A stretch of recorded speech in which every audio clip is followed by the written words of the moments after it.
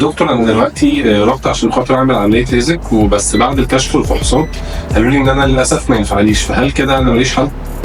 لا طبعا، مريض ضعف الابصار اللي مش بيناسبه الليزك ليه حلول تانية اهمها زراعه العدسات.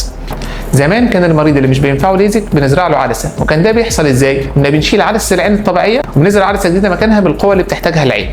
بس طبعا ده كان ليه مشاكل، اولها ان العدسه اللي بتتزرع ما بتكونش زي العدسه الطبيعيه من حيث قدرتها على الحركه والفوكس والديفوكس. العدسه اللي ربنا خلقها لنا بتقدر ليها عضلات، فبتقدر تتكيف مع المسافات البعيده والقريبه والمتوسطه وكده. لكن العدسه اللي بنزرعها عاده بتشوف بؤره واحده، فالمريض بعد كده غالبا بيحتاج انه يلبس نظاره في القرايه والموبايل وغيره. دي طبعا كانت مشكله مع بعض المضاعفات الاخرى اللي ممكن تحصل زي زياده نسبه حدوث الانفصال الشبكي بعد العمليه وغيرها. الحمد لله دلوقتي مع تطور تقنيات صناعه العدسات تم اختراع عدسه رؤية جدا بنقدر نزرعها في المسافه الصغيره بين قزحيه والعدسه العين الطبيعيه، وده معناه ايه؟ ان المريض بنديله الدرجه اللي العين محتاجاها من غير ما نشيل عدسه العين الطبيعيه، وبالتالي بناخد الفايده الاثنين، بنخلع النضاره وبيقدر المريض يشوف براحته، وفي نفس الوقت بيقدر يحافظ على عدسه العين اللي بتمكنه انه يشوف قريب وبعيد. وعشان كده هي دي العدسه اللي بننصح بيها حاليا للمرضى اللي مش بينفعهم ليزك.